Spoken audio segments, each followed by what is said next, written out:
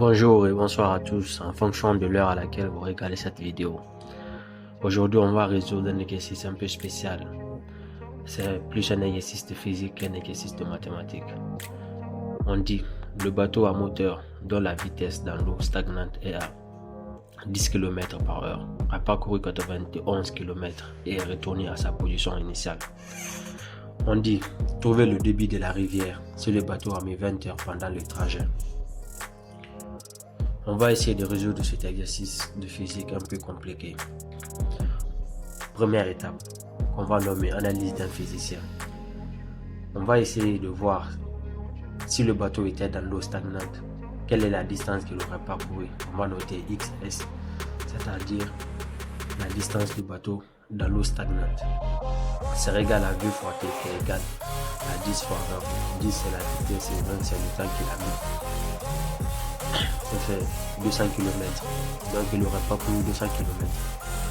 Dans la rivière, pendant la descente, sa vitesse est plus grande parce que la rivière coule. Donc cela va augmenter la vitesse du bateau.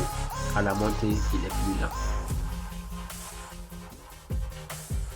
On dit les paramètres. La vitesse du bateau qu'on va noter plus tard par V est égale à 10 km par heure. La vitesse de la rivière, c'est-à-dire le débit de la rivière, qu'on va noter par X, qu'on doit trouver. Ensuite, le temps du trajet. Et dans l'exercice, on dit qu'il a mis 20 heures pendant le trajet. Donc ce temps, on sait qu'il a fait une descente et une montée. Le temps qu'il va mettre pour descendre serait moins que le temps qu'il va mettre pour remonter, puisqu'à la descente, il est plus rapide. Donc il va mettre moins de temps. Et à la montée, il sera plus lent. Ensuite, les distances pendant la descente et la montée sont égales, c'est-à-dire 91 km et 91 km. Voici les paramètres. Deuxième étape, on va noter interprétation du mathématicien. Ici, on va mettre en équation la descente et la montée. Pendant la descente, la vitesse du bateau sera égale à sa vitesse plus le débit de l'eau, c'est-à-dire V plus X. Maintenant, multiplié par le temps, ce qui va donner la distance qu'il a parcourue qui est égale à 91 km. La montée de la rivière, c'est-à-dire sa vitesse va être plus lent, donc sa vitesse sera égale à la vitesse du bateau moins le débit de la rivière qui est noté V moins X. Donc multiplié par le temps T2 est égal à 91. Mais c'est la même distance, c'est-à-dire 91 km à 91 km. Et troisième étape, application mathématique. Ici, on va essayer de résoudre notre système d'équation et trouver la valeur de X. Donc, on a 10, la vitesse V plus X fois T1 égale à 91 et 10 moins X fois 20 moins T1 égale à 91. Donc on égalise 91 est égal à 91. Cela nous donne 10 plus X fois T1 est égal à 10 moins X fois 20 moins T1. 20 moins T1 c'est la valeur de T2. Du coup on essaie de développer notre équation, c'est-à-dire 10 fois T1 est égal à 10 fois T1. 10 T1 plus X fois T1 est égal à 10 fois 20 qui est égal à 200 moins 10 fois T1 qui est égal à 10 T1 moins X fois 20, 20X plus X fois T. Du coup, on simplifie X fois T et X fois T.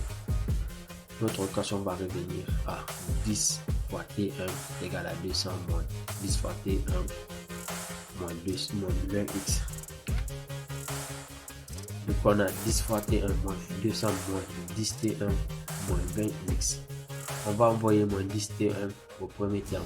Donc 10, 20 T1 plus 20X est égal à 200. On simplifie toute l'équation par 20, 20. C'est-à-dire, on simplifie 21 par 20, ce qui nous donne T1, 20X par 20, ce qui nous donne X, et 200 par 20, ce qui nous donne 10. Là, on va tirer T1. On trouve alors la valeur de T1 égale à 10 moins X1. On retourne dans notre système d'équation. On remplace T1 par la valeur 10 moins X. Donc c'est lui qui nous donne l'équation 10 plus X factoriel de 10 moins X égal à 91. Cette forme, c'est la forme A moins B facteur de A plus B.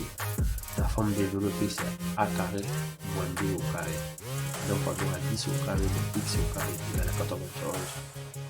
On va tirer x au carré. X au carré serait égal à 100 moins 91. 100 moins 91 est égal à 9. Du coup, vu que c'est la vitesse, on a donc x au carré est égal à 9. On trouve le nombre dans le carré dans 9. Bon, il y a deux nombres dans le carré dans 9, c'est-à-dire 3 et moins 3. Mais comme c'est la vitesse, donc c'est supérieur à 0. Du coup, notre solution x est égal à 3 km/h. Donc on trouve alors que le début de la rivière est de 3 km/h.